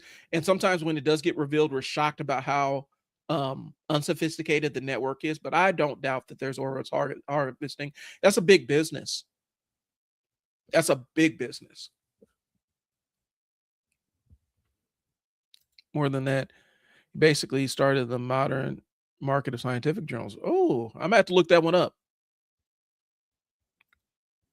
He worked in World War II, later as a resistance fighter, and then joined the resistance. Uh-huh. I also know, here's one. So one of Epstein's mentors was one of the former heads of OSS, which is the precursor to the CIA. He mentored Jeffrey Epstein. He's the one who got him into society. Let me see. If my computer freezes, that means I'm in another browser. So just be Jeffrey, and I'm gonna have to get off of here pretty soon, guys. I love this conversation though. I didn't touch on anything that was that was in my script today. Jeffrey Epstein, mentor, OSS.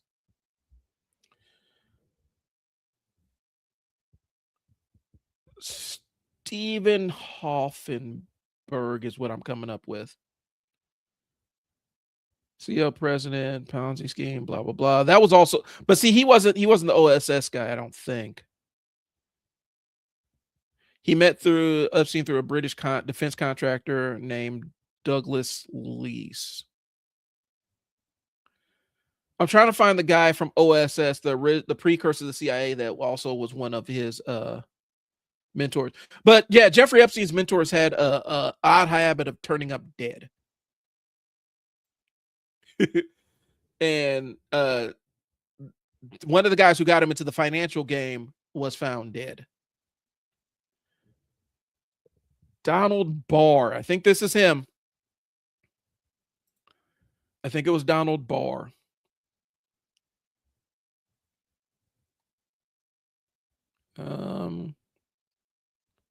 Yeah, all right. So So, okay, the way he came into contact with Epstein, the head of OSS. Yep, the OSS guy. I'm looking him up here now. I think it's Donald Barr. And he's William Barr's dad, or wait a minute. Yeah, he's William Barr's dad, who was the attorney general when Epstein died. He was the one that put Epstein on, bro. Like he was the one that he was the one that connected him up. And so he served in OSS during World War II. And he was also a teacher at the same time. He's the headmaster of the Dalton School from 1964 to 1974. Towards the end of the tenure of his headmaster, he hired college dropout Jeffrey Epstein. And so the Barr family goes back with Jeffrey Epstein a long time. And so his son was in charge of the Justice Department, and the agency that had the most access to Jeffrey Epstein when he was in prison. William Barr. He was Trump's attorney general, if I'm not mistaken. And so he was the top cop, essentially. And he had access to that federal prison where Epstein was. And if anybody knew where the bodies were buried, it was William Barr. His daddy was the one that initially put Epstein on and taught him spycraft. Huh. And I mentioned this. I think I mentioned it, but I didn't have the names. Yep, the Barr got it was Donald Barr, who is the father of William Barr, who was Trump's attorney general, who was the attorney general when Epstein died. I'm not making any definite conclusions. I'm also saying that I am perfectly happy in my life and I am not suicidal at all. I'm just saying that, yeah, that's the thing that exists out there. Make of it what you will. It's really weird that the son of the guy that taught Jeffrey Epstein spycraft was also the attorney general when he died and had unrivaled access to him as a prisoner while he is in federal prison, and was also the one responsible for investigating his death.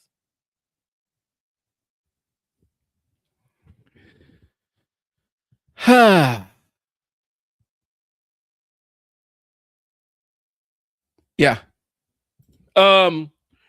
Like I said, I'm a journalism major. This is what I used to do. Like this was my goal when I was in college. I wanted to be a hip hop journalist, and so I had 4 years of journalism before I ended up having to drop out to actually work and support myself. And so I was about an elective or two shy of graduating with a dual major, a major in journalism and a minor in sociology.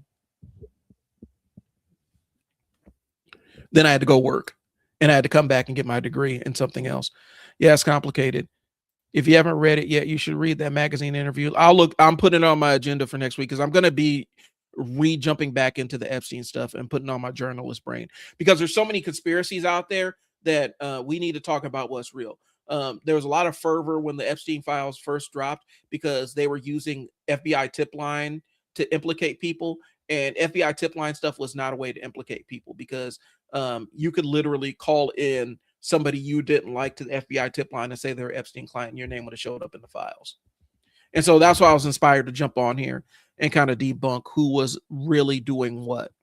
And so I will circle back to it. I just needed emotional distance from it because it's traumatic reading how horrible, like as bad as you think it was, it's worse. There's stuff on here that I would not even mention on the live stream. It is so gross. It gives me nightmares. Okay, now you scare me. Listen, guys, it's not.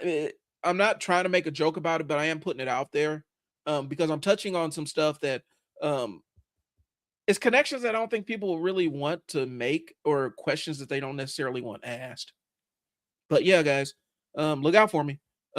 Yeah, the fact that, like I said, it's really strange that William Barr is the son of the guy who taught Jeffrey Epstein spycraft, and he was also the attorney general when Epstein was in federal prison and had exclusive access to him, had unrivaled access to him.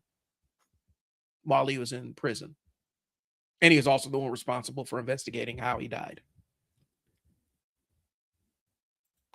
My MA is in forensic anthropology, and I research forensic corruption. Tell me more. Oh, no, I don't think he hung himself. I don't think he hung himself at all. A sociopath like that, in my mind, in my experience working with people that do that kind of, that have that level of opinion of themselves, they have such a high opinion, so they will preserve themselves at any and all costs. And I don't think he hung himself at all. I think Jeffrey Epstein hung himself the same way that the Black Ferguson activists were found shot and burned in a car, and they called it suicide. Look it up. I don't think he did that at all. I think that he was an asset that they thought could be dangerous to somebody, and they eliminated him, just like the people that preceded him, just like his girlfriend, Ghislaine Maxwell's dad. I think that he was considered expendable at that point in time, and that's where he went. They're pumping all the bad information, big and small. Yeah, that was the intention. That's why they dropped it all at one time, because they knew that people will go down chasing rabbit hole. It would go down all kinds of rabbit holes. I get it. So it can be like individuals, local level stuff doesn't go beyond that. Then up to more things like state-sponsored corruption. Yeah, they try to muddy the waters with the Epstein thing. That's why they dropped it all at one time, because they know that people don't parse data very well, especially when it comes to stuff like that. These are things that journalists and like detectives and people that have training go through. These are documents that they go through and kind of fact check and verify, and get primary sources on this and things along those lines. They dropped in the public sphere because they knew it would create a fervor, and they thought that fervor would drown itself out, and all it did was increase people's desire to know, because actual journalists started pouring through it. If you want to know one of the best people to go through it, CoffeeZilla absolutely killed it when he started going through the Epstein files, bro. There's lots of other people that did it, but CoffeeZilla absolutely went nuts and really did some solid journalism on that. They weren't expecting journalists to actually get a hold of it and drown out the noise. I don't know who that is. If there's a car, it's never suicide anymore. I'm looking it up. He also has a report that says suicide and clear it was murder, assassination. That's basic corruption. All right, y'all. I do appreciate y'all tuning in. I have an entire outline that I didn't get to, but I love the conversation, and so I'll probably be popping on later on this week, because I got a couple of projects I want to announce, and I have more comic book related stuff. Like I said, there wasn't a lot of comic book stuff, but I'm going to be talking about that. I'll be talking about more about my journey into the Dark Corner, or not Dark Corner universe, the Dark Tower universe again. This is like my second or third time going through it, and this time I'm going through the ebooks instead of actually reading it. And the ebooks are offering a more of a superior they're a superior experience of the Dark Tower. In fact, Stephen King recommended using the ebooks because it actually tells the story a little bit better than the books. But I will be giving you an update. I'm still in the drawing of the 3, and so I'll kind of give you a status update of where I am. I'll be popping on a little bit later.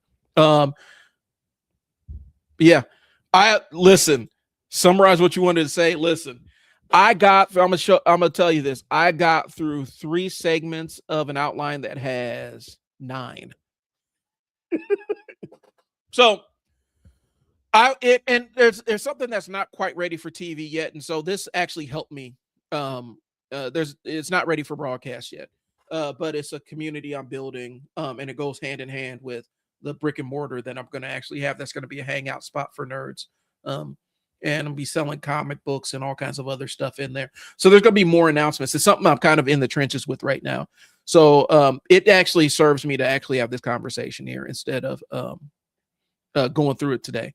So I will be popping on a little bit later on this week with another stream, y'all. I do appreciate y'all tuning in. Thanks. I'm always down to talk this kind of stuff, y'all. So stay tuned. And if you ever want to just sit down and nerd out about comic books or anything, hop on the live stream. We'll do the thing. This has been Blurting While Dad. I've been Brian. I'll talk to y'all later. Good night. Peace.